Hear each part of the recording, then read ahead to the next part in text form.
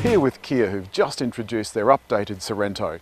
There's some exterior and interior updates, including soft touch plastics and new bumpers. The new vehicle's 20mm longer and it's considerably smoother on the road. But let's get on the road and see what we think.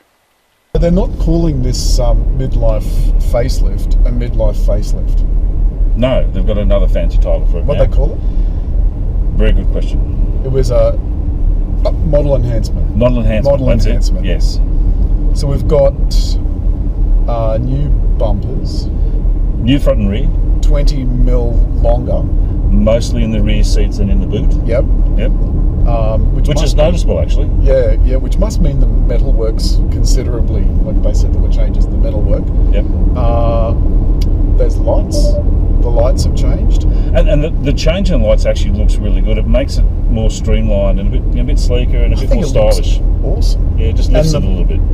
Was it just me, or do those tail lights look a bit like a Q7? A little bit. Yeah. I mean, no copy, probably. Yeah. But well, I mean, they have an Audi designer on board. True.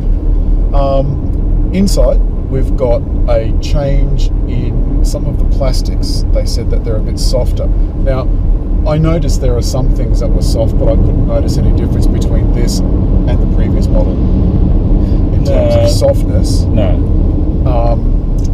But an 8-inch screen that's more integrated now. Which is... So 8-inch on the GT line, 7-inch on the others. Yeah, but that's also bigger than on the previous model. True. Up an inch on the previous model. Yep. Standard CarPlay now. Yes. Which and look, millennials demand to be connected. Yeah.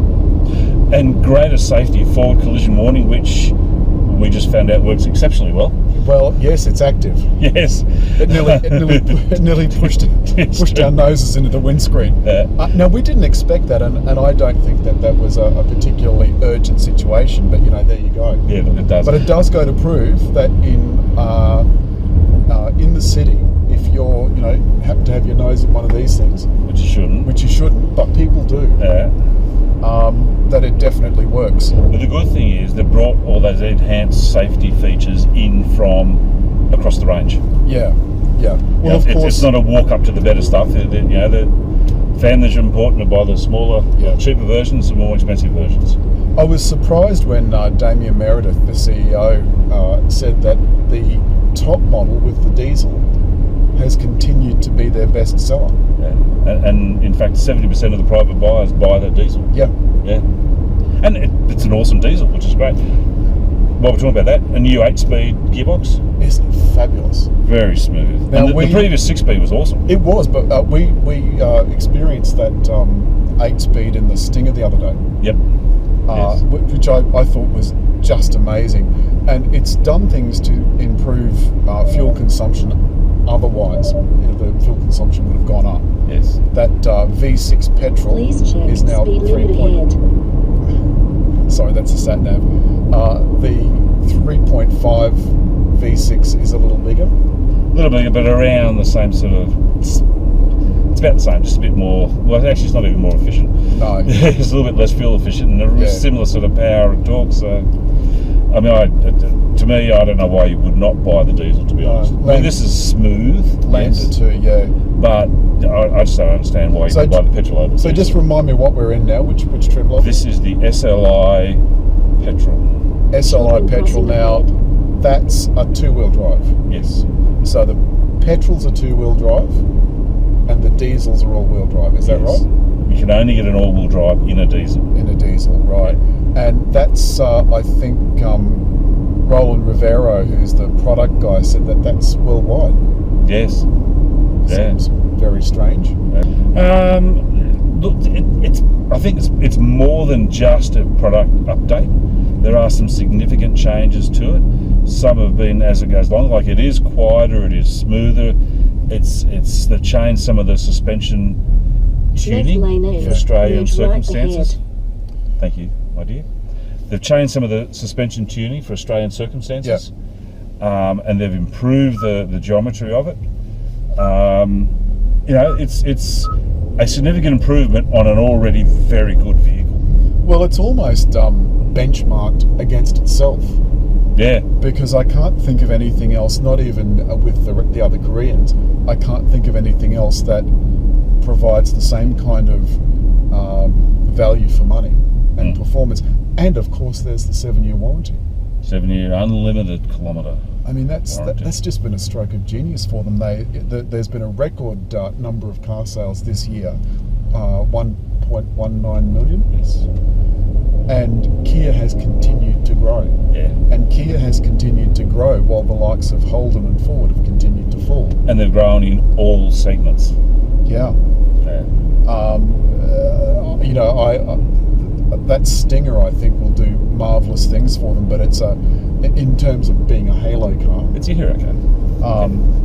But with cars like this is kind of bread and butter stuff. Bread and butter for the family. Yeah. And 7-seater. It just, if I was in a situation where I had the young kids again and I was doing what I used to do. Do you want young kids again? No, I do not. I've met your daughters. Yes. Lovely as they are, love them, but you trip people around to the basketball games and all that sort of stuff. And their friends. Yep. Yeah. And you've got the 7-seater to do it. This would be it's an ideal vehicle. At the top one is 56,000. 58,000. Recommended retail. And so they're not doing drive-away pricing on these, but of course customers will be able to go to the website and get a drive-away price. So that'll be another 4,000 or so. Yeah, it'll top 62, I reckon. So at that price, there is some choice. There's a lot of choice. Santa Fe, Kluger, two probably key ones. You won't get a top Kluger for that, though. No, you will not. No. In terms of value for money, this just hands down is leading the market, I think. I mean, look, the interior, it looks and feels fabulous, except for that there's just something about the surround for the air conditioning and the sat nav or the LCD that it's just my personal taste. I don't particularly like the shape, but ignoring that, the functionality is fantastic. Oh, yeah. Functionality is great. Like, they really do make it easy to drive these things. And I can get to the USB easily. Instead of having to bend down and tilt your head and put the light on the phone so you can see where it is. And then you put it in 3 times, the right way, the wrong way, then the right way again. I'm getting it to be a cranky old man. That's something like a USB port. Of course not, Alan. No, thank you. Of course not. Thank you. Are you lying? Yes. Oh, miserable old bastard. I said it before and I'll say it again. Mate, you're not getting to be. You've passed it. So what do you think are the best points? If I said, give me 3 best points, what would they be? Revised style front and back. Does make it smoother and sleeker. A little bit of extra room in the back where a lot of it's going to be used in terms of the rear seats and the load space. And the 8-speed box. For me, it is even smoother than before. Yep. The connectivity is, for me, absolutely vital. I don't think I would buy a car now that didn't have CarPlay. True. And the reason for that is that everybody that has a smartphone that gets in to drive a car will be able to get in, plug their phone in, unless it's a wireless one like in BMW, and they'll be able to use their phone and their infotainment system the same way, and it'll have full voice control with Siri. Yep. And the third thing? I've got 3 things. Oh yeah, the 8-speed for me too. Yeah. It's a peach. Yep. It's a peach. And look, as smooth as that, as the V6 petrol is, I think I'd probably prefer the 147 kilowatt diesel. Only because this is the sort of car that you could easily load the back up. I mean, I'm not likely to use the 7 seats, but I would use the space, and who knows, I might ferry a couple of drunk friends around on Saturday afternoon or whatever. I'm not going to fill it with kids though. I'm not going to have kids, which is a real shame. But I can appreciate that there are people in a market where they might otherwise buy a people mover, they can get this instead. And be a lot happier doing it. But you can do it if you want for 42,000. Yeah.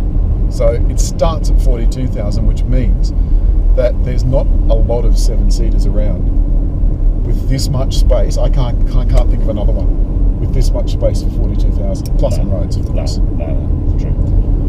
Right, I think over to my outro. Oh, and don't forget, I'll tell you in the outro, but I think we should tell them again. Please subscribe. And tell all your friends about us. And if you don't like it, don't tell anyone. Exactly.